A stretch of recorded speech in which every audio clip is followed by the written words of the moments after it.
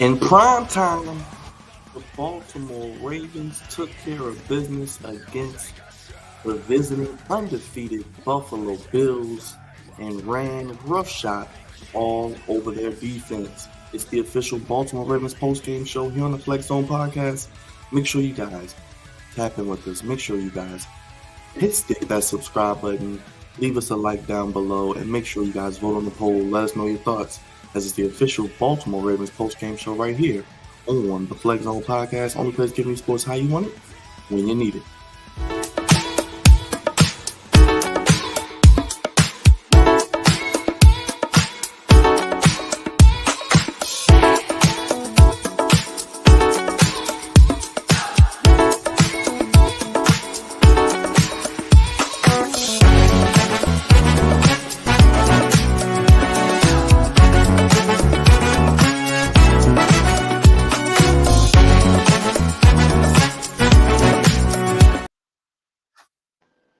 The official Baltimore Ravens post-game show here on the Flex Zone Podcast. Only place, Raj, giving you sports how you want it.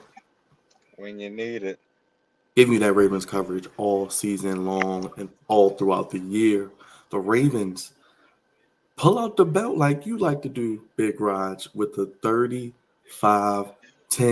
shellacking thumping of the undefeated Buffalo Bills.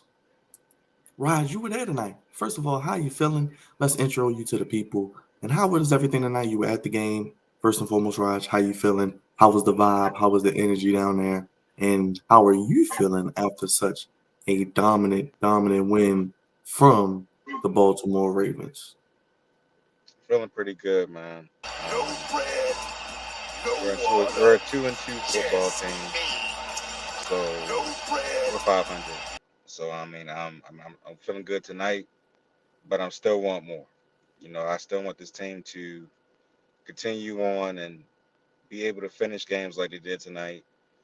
I want to see more progress with the receiving core. I want to see Mark Andrews. I want to see Bateman. I want to see Zay Flowers. Get the ball when they need to get the ball. Other than that, I'm very happy with Derrick Henry. He was fantastic tonight. Lamar Jackson was efficient throwing the football. The defense played extremely well the entire game, and they did what they're supposed to do. Uh, they play like the team that they're supposed to play like. Coming off the AFC Championship game, we had a lot of questions going into Week 1 and Week 2. Week 3 was very shaky. I was doubting what this team was going to be, but Week 4 they're starting to figure some things out, and they're starting to just rely on certain old adages. We're a running football team, so we run the football and we do it very well. So I'm happy that they figured that out, and they just got to continue to keep doing it. But like I said before, I want to see more out of our receiving core going forward. Well, Raj, the Ravens improved to 2-2. We knew about this game coming. It was very important as Buffalo was undefeated. Lamar Jackson, 13 of 18, 156, two touchdowns, no interceptions, was only sacked once. I guess we can kind of lump them together. Lamar Jackson and the offensive line seems to be getting better every week, my guy. We had no Voorhees. Makari goes into left guard. He plays pretty well. Rosengarten gets his first start. And Lamar, like I said, only had to throw the ball 18 times. Jersey was pretty clean. What do you think about Lamar and the offensive line getting better today? Well, it helps when your running back, the first play of the game goes for 87 yards and a touchdown. I mean, that makes your day look extremely well. But I thought they did an efficient job tonight. They blocked very well. I only seen Lamar get, I think, sacked once or almost once, and he played a pretty clean game, like you said. I mean, he had a lot of time to do things. The running game was fantastic. I mean, they did what they're supposed to do. So I have no gripes about the offensive line. They look good. Uh, see what happens next week when they play Cincinnati. But these last couple weeks, they've been playing extremely good football. Besides, the first 2 weeks. But you know what? Well, let me say this: they do got to clean up. They still have to clean up some of the penalties though, because they did have a good amount of penalties tonight. But other than that, they were okay.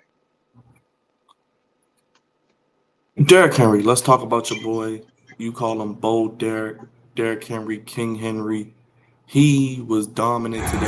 That's one big son of a bitch! Yeah, he 209 was dominant. all-purpose yards, 2 touchdowns. Yeah, he was fantastic. He played. He did what he's supposed to do. Uh, Everybody thought that since he's 30 years old that he's going to slow down and not be the same guy that he's always been. I'm like, have you not looked at this man's off-season workout? And did you not see his meal plan? I mean, this guy is a machine. This is what he does. This is what he gets paid to do. He runs over people and he runs through people, and that's exactly what he did today. Is no different. He's one of the best running backs in all of football, and he continues to keep showing it day in and day out. As long as you give him the football, he's extremely happy. He was trying to get to 200 yards today, and I think he came up a yard short. But he was fantastic the entire night. So hats off to Derrick Henry, man. Hats off to his regiment. Hats off to him making people miss tackles, and hats off to him giving us some physical nature up front. I think that's one of the things that the Ravens kind of was missing. I think they was missing some of that physicality as far as from the cornerback position. Gus Edwards and J.K. were cool. Keaton Mitchell was cool, but when you got somebody like him going forward, and you got to try to tackle him, it's a whole different ball game. Man. So hats off to him. Rod, you mentioned the receivers. They had Justice Hill. How about him then? Let's talk about Justice Hill. 6 catches, 78 yards, a touchdown, and he ran 4 times for 18 yards. He just got a contract. Man, the Ravens and EDC look very, very smart for locking his brother down. Him and Derrick Henry have been a great combo. Yeah, I mean, like you can't say enough about Justice Hill, man. He's very consistent at what he does. He is a very you don't know if he's going to be blocking somebody. You don't. I mean, he's just a very meticulous and tricky person to figure out. But every time he's out there, he's done very positive things for us this entire season. So I'm glad that he got another extension with the Ravens. I mean, I'm happy for the brother, but he is definitely needed in our offense. He had an extremely great game today, and he's probably our best. Of course, he was our best receiver today out the backfield. So, Justice Hill, man, what more can you say? He's doing what he's supposed to do, and he at the opportunities that he capitalizes on them. Likely had 1 catch for 26 yards. Bateman 1 for 23, Raj. And Derrick Henry. Still want to see more from them because we're going to need them going forward. We can't have Derrick Henry do this every week. I mean, we don't want to wear the brother out. We want to make sure that he's right for the playoffs. And we have to make sure that he gets his proper rest as well. So, I mean, I'm glad that he's doing what he's doing right now. We needed that spark because we were 0-2, and now that we're back to 500, it's great. But I still want to see more out of this wide receiving core. I don't want to hear about, that we don't have a number one and all this other type of stuff. These brothers can play. I need to continue. I need them to grow together. And Mark Andrews, man, I know you had a ball thrown to you that you dropped today. Hopefully you make up for it down the line. You're not having a great season right now. You have no catches. Well, no, you had no catches for the last 2 weeks. But we'll see what happens, man. I think they have to get it together. They have to get it together. Everything can't fall on Derrick Henry and Justice Hill, up front. They got to figure out how to get some more out of their wide receivers going forward. Well, we knew about Josh Allen coming in, probably one of the front runners for MVP. They kept him in check. 16 for 29, 180 yards, sacked him 3 times. James Cook only 9 for 39. Josh Allen only 21 yards rushing. Shakir had the big long 52-yard touchdown. Big yard gain. That was only 4 for 62. Coleman 3 for 51. He had a drop. Kincaid 5 for 47. Cook 1 for 9. And Defensively for the Ravens, Kyle Hamilton had a big game. We saw Kyle Van Noy with two more sacks, and then Mm-hmm. Adafe Owe arrived with a sack as well. The Ravens pass rush still getting it done, and I believe Adisa Isaac his first career sack, and Eddie Jackson, the offseason acquisition, the veteran, a sack as well. So some of those draft picks and free agents paying off as well to help out with this pass rush and Zach Wills defense. Yeah, they showed up tonight. They were pretty pissed off from what happened, the last 2 weeks, giving up lead, not giving up lead, well, giving up a lead in the Raiders game and almost letting the Cowboys come back at the end of the game where they was having problems closing the game out. They decided today that they was not going to have none of that stuff. Josh Allen is a great quarterback. Let's not say, mistaken that he is a great quarterback. But everything that he did in these first 3 weeks, he was not going to do to the Baltimore Ravens tonight. It wasn't going to be no, running the football with Josh Allen, him running over people. That wasn't happening. James Cook wasn't going to do what he usually does against, weaker opponents. That wasn't happening.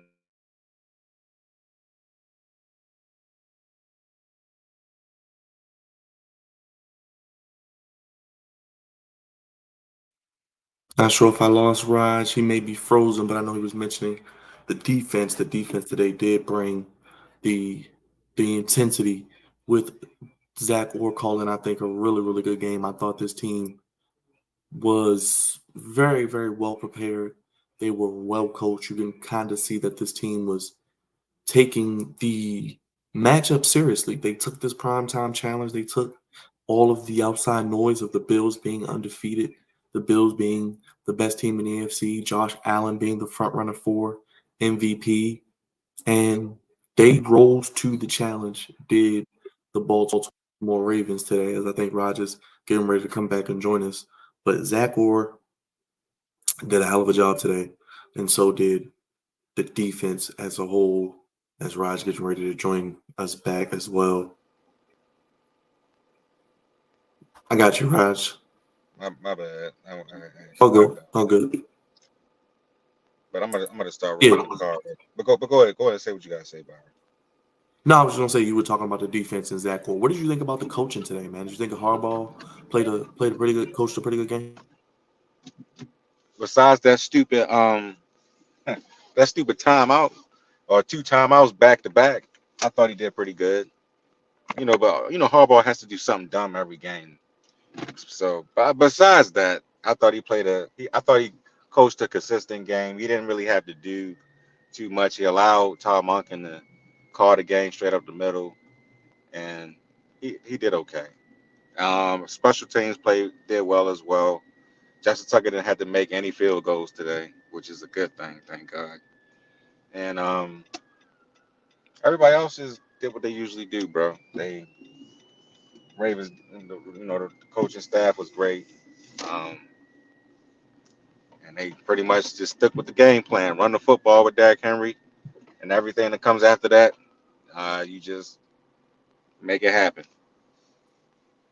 No major injuries to report, like mentioned. No Michael Pierce today. No Andrew Voorhees. Pierce with a shoulder injury, and Voorhees with an ankle. So we'll see how that progresses. But Makari stepped in that left guard, and we saw Travis Jones have a pretty good night as well.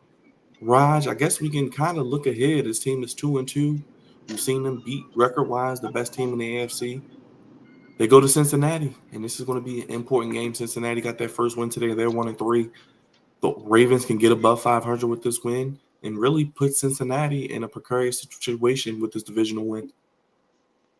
Yeah, man. I am kind of nervous about this game, only because one is the Bengals and we know them, but they are 1-3 right now. They're itching to get their second win of the season, and I know that we're coming off this game right here where we destroyed the Buffalo Bills.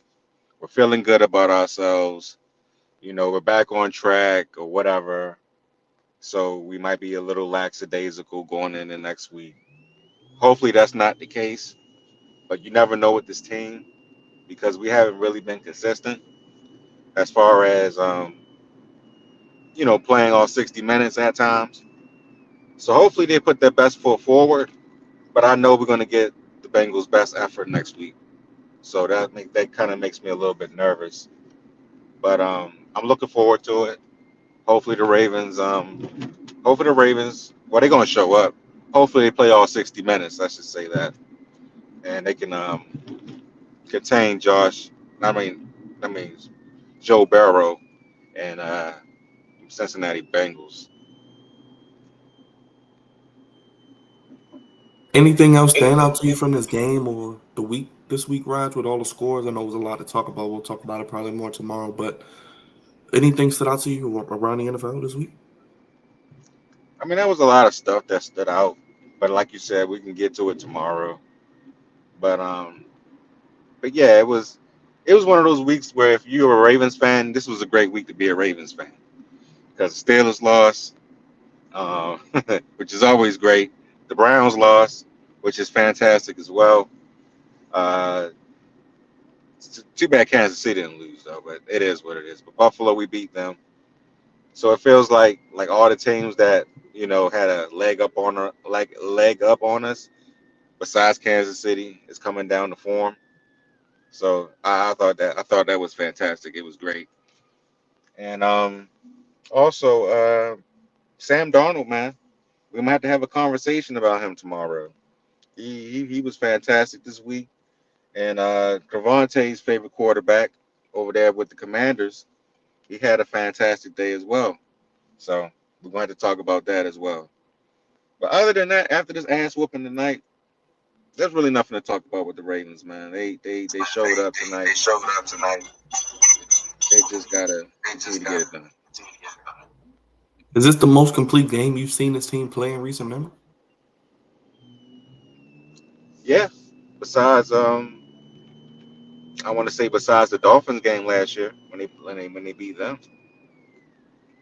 Yeah, I think when they beat the Dolphins last year, they whooped their ass. I think it was like 42 to like 15. I forgot what the final score was, but I know we beat them by like at least almost 30 points. But yeah, besides that game, this was the last time I seen the Ravens play a complete game. Besides then, Raj, I know you're getting ready to get out of here. If you want to go ahead and hop off, I can close everything out. I know you're leaving the game, but I appreciate you, brother. Anything else you want to let people know, man, before you go? yeah, man, just hit the like and hit the subscribe button. We'll have more. We will have more tomorrow with the entire crew. Got a lot of stuff to talk about. The NFL was crazy this week, as always. We have some other things to talk about as well. So just stay tuned. Hit the like and subscribe button. It's the Flex Zone Podcast. Byron will close you out with some announcements and I guess some more talk about what's going to happen in the coming days. I guess.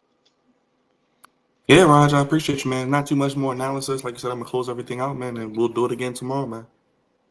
All right. I'll catch you tomorrow. Peace, peace. Appreciate you, man. That's Have a Raj good night. checking in live. You too, man. Live from the Ravens and Bills at M&T Bank Stadium.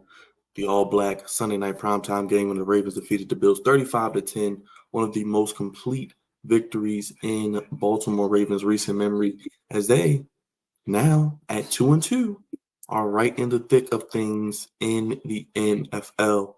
I know when they started off 0-2, a lot of people started to panic. A lot of people were starting to get upset and worry. And it's a long season. And obviously, through the first month of the season, you don't play in the preseason. You're trying to figure things out. You're trying to see what your team's identity is. And I think the Ravens got back to basics tonight, running the football, being a more physical team, establishing their dominance, and really winning the game in the trenches. Offensive line, defensive line. And looking at this game, the Bills came in 3-0. They're 3-1. But you look at the Jets, they're 2-2. The Steelers are 3-1, but look who's right on their tails. The Ravens at 2-2.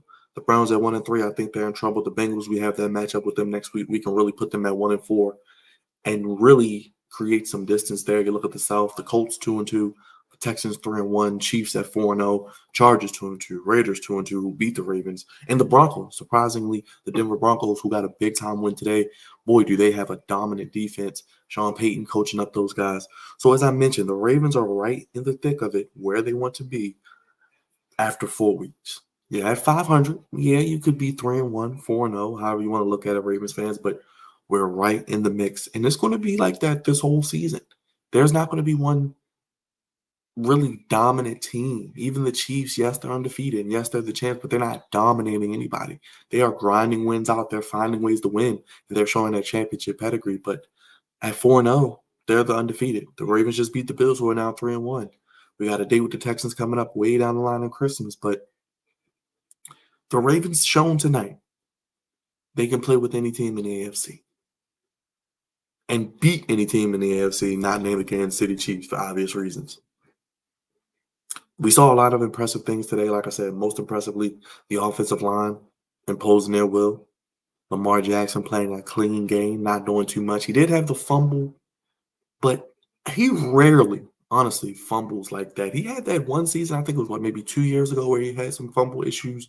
But Lamar Jackson is pretty short-handed with the ball, especially recently. He did his thing. And as you see, like I said, with the standings, the Ravens are right in the thick of it at 2-2. A win next week, you get to 3-2. The Steelers do host the Cowboys on Sunday Night Football. That will be an interesting game. The Ravens and the Bengals are at 1. So the picture will be a lot more clearer next week of how this division looms, because if Cincinnati beats the Ravens, gets to 2-3, the Ravens are 2-3. That will put Cincinnati over the Ravens with the head-to-head victory, unless the Steelers lose to the Cowboys. They're 3-2. And then it's even more tighter. I think Cleveland's done. I think Cleveland they're 1-3. I don't really have much of anything of expectations for them. I know the injuries to their offensive line. Deshaun Watson can't keep his nose clean on or off the field. I think defensively, they're not as good as they were last year. No Nick Chubb. The weaponry really isn't great. No David Njoku. Can't get that. I think Cleveland is last. They're going to finish last, and it's going to be, like I said, they may be only a 5 or 6 win team, but they're not going to be an easy out. Don't get me wrong, but I think the 3 teams are clearly the Steelers, Ravens, and Bengals. What did the Steelers become? Justin Fields got his first loss today, but the offense did start to look a little bit in the second half. We know the defensive capabilities. The Bengals took care of business against the Panthers. They didn't play around with their food. Jamar Chase and Joe Burrow are on a historic pace, connecting on every pass that they throw. T. Higgins is back. He had a pretty good game today. But I think the Ravens do have the advantage going in. Another team that is weak against the run. I think if they're physical, can be dominant at the point of attack, can continue. Like one of my keys was for the offensive line to get 1% better. Get 1% better. They got 1% better today. They had a solid, probably if you're grading them on a scale, you want to give Lamar Jackson A minus. You want to give Derrick Henry an A plus. You want to give the offensive line probably a nice B plus, outside of what maybe the sack, maybe a couple penalties here and there. They were a solid B plus, because they really played well even without Voorhees.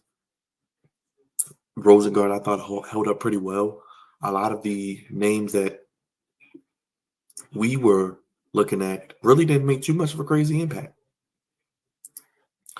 If you look at it, I didn't really hear Rousseau's name much. I didn't really hear Ebenezer's name much. I believe Rousseau, 2 tackles. He had 1 tackle for a loss. Taylor Rapp, he went down with injury. He had 2 tackles. DeMar Hamlin had 3 tackles. Really, nothing really to speak of. AJ Epenesa, 1 tackle. No Von Miller on my scorecard here, and I'll even pull it up so you guys can see it. The Ravens did a really, really good job against this team, and I thought they could, like I said, run the ball effectively against this team. As mentioned, the Ravens didn't need Justin Tucker today. They were able to score touchdowns in the red zone. They scored over 30 points. The Bills were averaging 37. You hold them to 10. As mentioned, we saw Kyle Hamilton flying around the field like we're used to seeing. Marlon Humphrey, we didn't touch on him.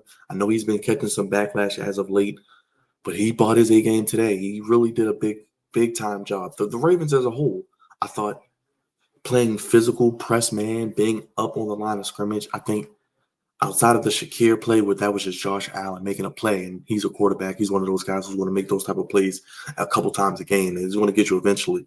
Like I said, Shakir getting deep.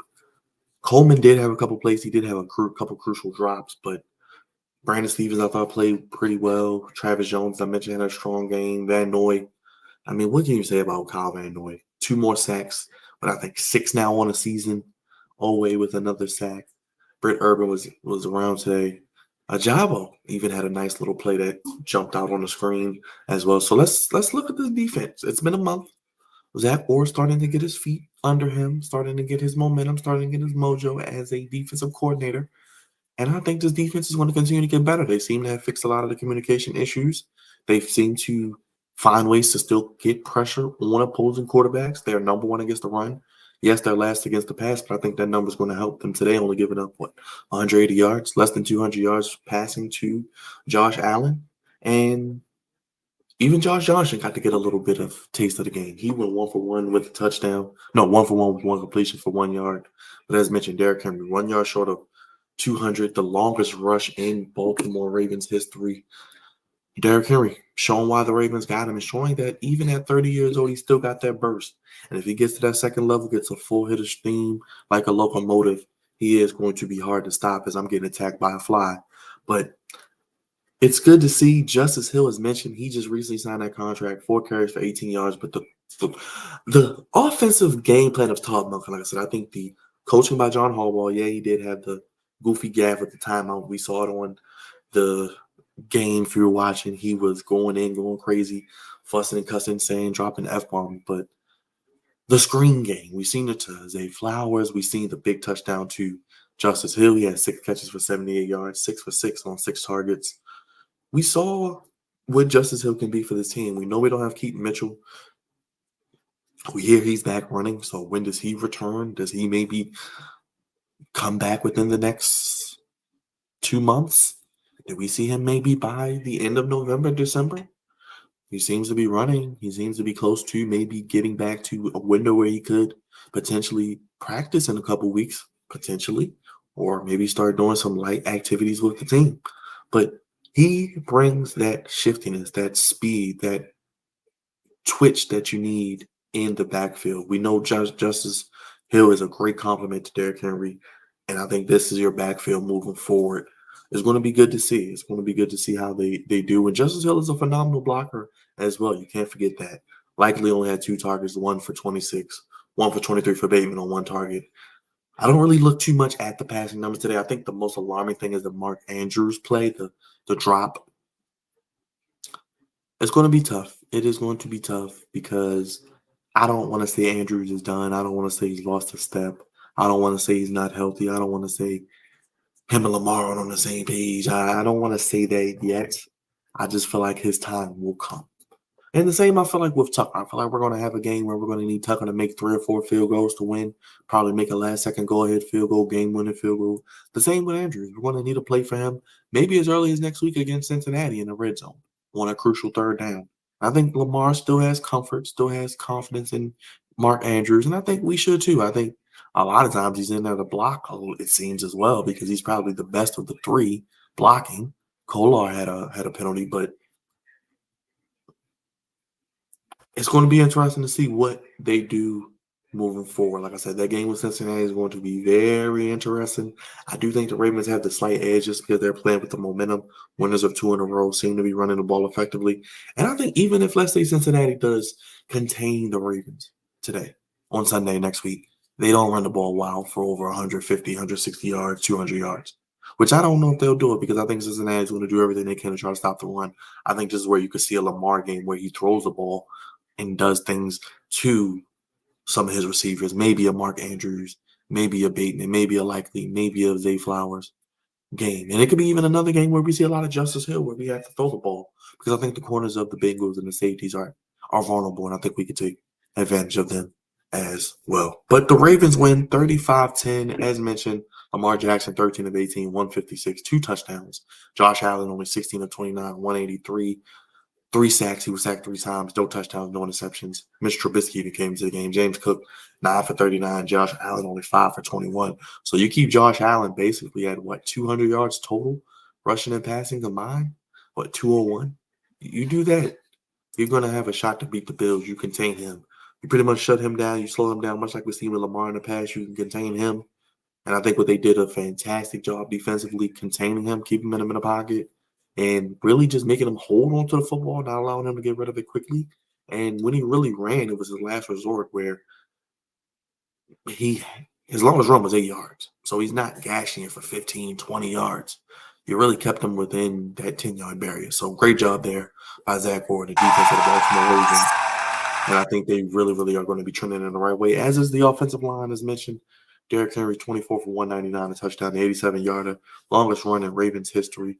Jackson, 6 for 54. He had a touchdown as well. So that's how it's going to be. That's what we want. I think that's the sweet spot for Derrick Henry, to get him around that 20 to 25 carries. And then I think you can have Lamar. He doesn't have to run it. He only ran it 6 times today. 34 carries as a team. Lamar only 6 times. Hill 4 times. I think Henry should be getting, as mentioned, 20 to 25 carries. And like they did today, throw him a couple of screen passes. Throw him a couple of checkdowns. And let him use it as an extension of the running game. But the Ravens will head to Cincinnati on Sunday at 1 p.m. And the Ravens, of course, I think should be favored. And I think they got a good shot to win the game on Sunday. But what say you guys in the chat? Make sure if you haven't already, sack that subscribe button if you're new. Stick that like button.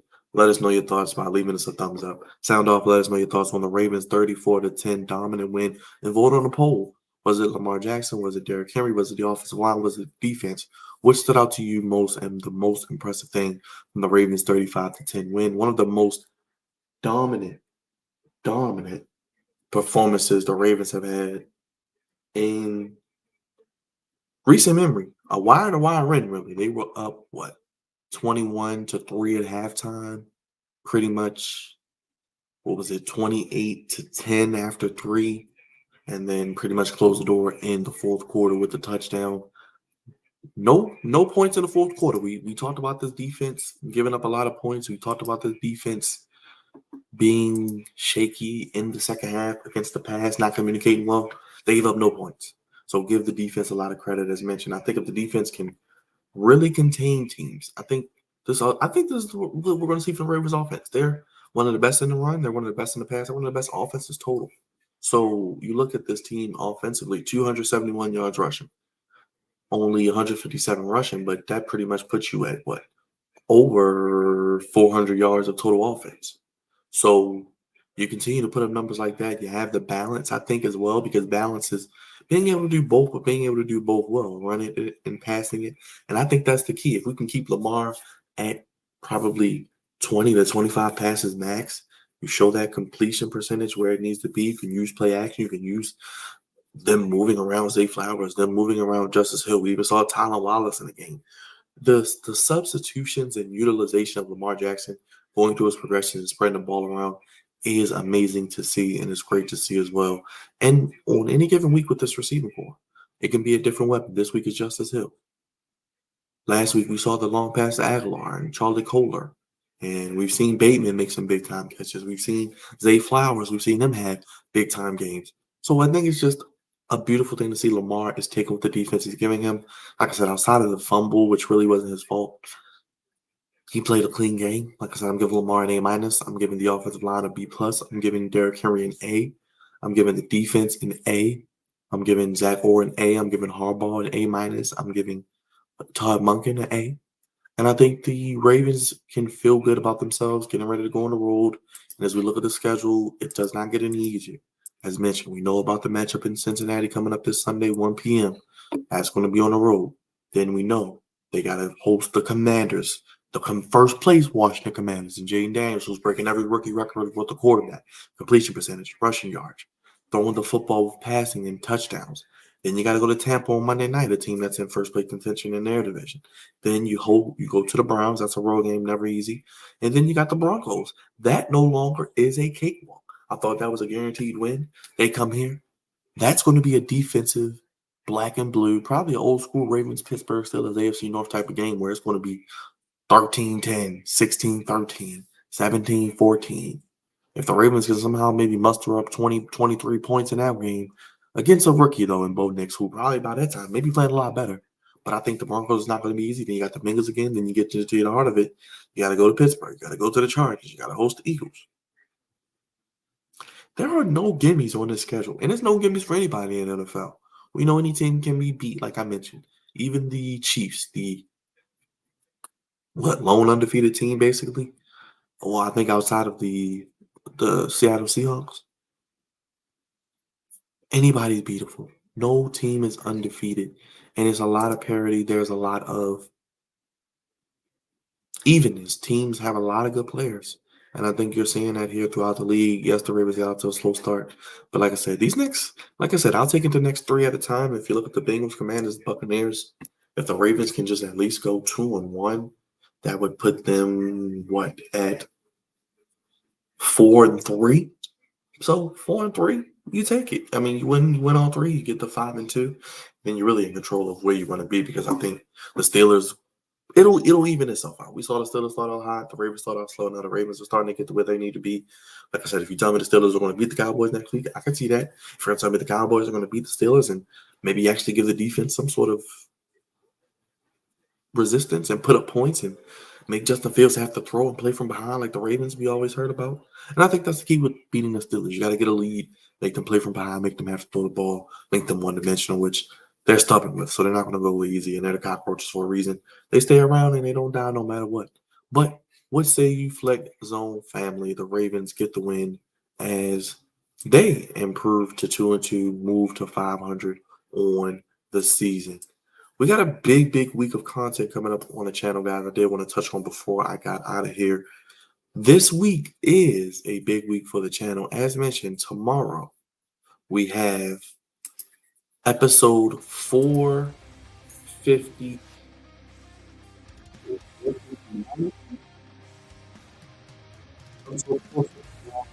Zone podcast will be tomorrow night. We have a very special guest, and we'll be previewing the Baltimore Orioles postseason. As we know, they will play Tuesday at 4 p.m. at Camden Yards against the Kansas City Royals. I will be doing a preview and predictions video for that tomorrow. Let me know, man. I want to hear from you. Do you guys want post-game shows after each game with the Orioles live, where I go straight into it like we do with the Ravens here? Or do you guys want me maybe to pre-record the videos that come out later that night where you can maybe take it all in 2-3 hours after the game, maybe within that first 2 hours after the game? Let me know. I'm going to have post-game shows Tuesday, Wednesday, and if it goes to Thursday for Game 3.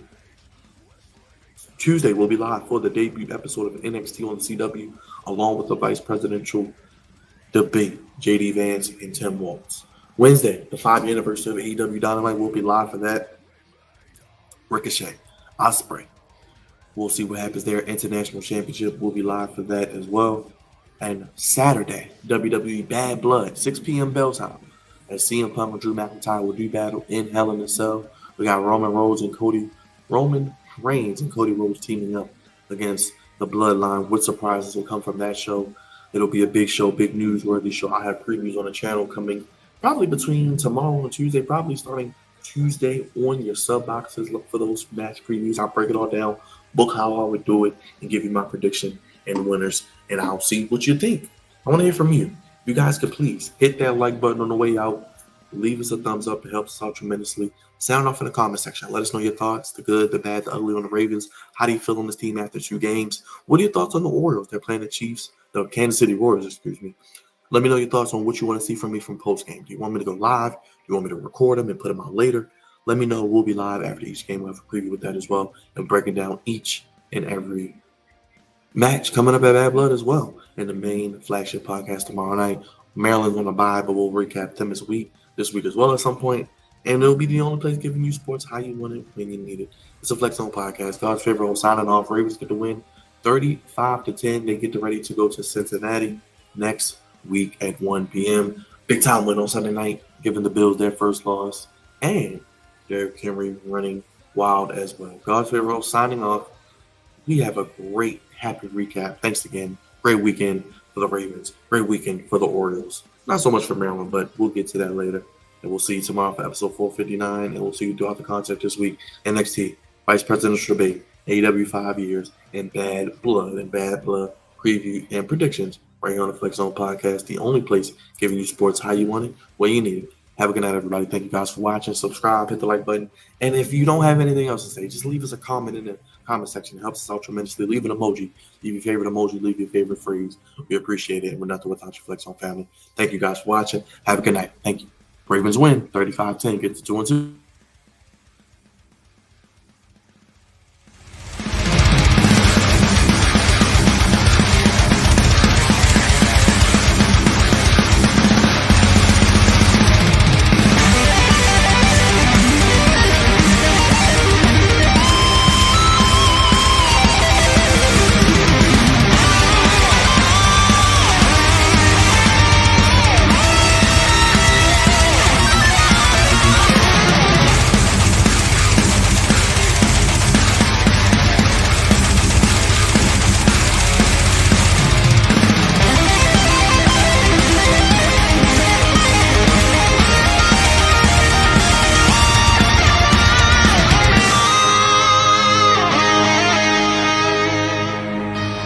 Living